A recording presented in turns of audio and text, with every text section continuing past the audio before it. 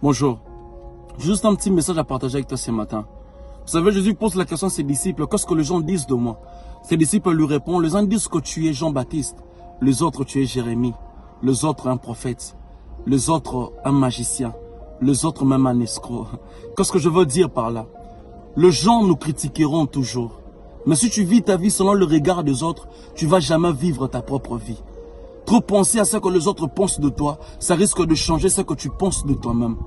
L'important, ce n'est pas le regard que portent les autres sur nous, mais le regard que nous portons sur nous-mêmes.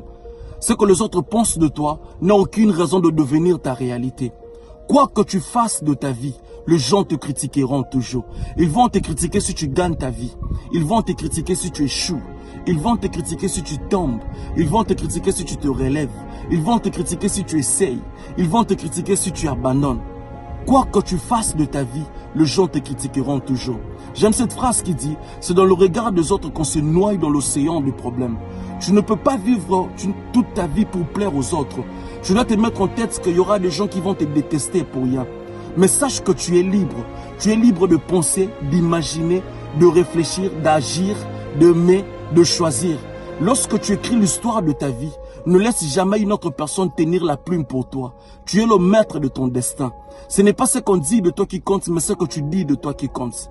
À partir du moment où tu n'as plus peur de la foule, sache que tu deviens un lion. Le plus grand regret que les gens regrettent sur leur lit de mort, c'est d'avoir vécu toute leur vie selon le regard des autres. Mieux vaut mourir incompris que de passer toute sa vie en train d'expliquer.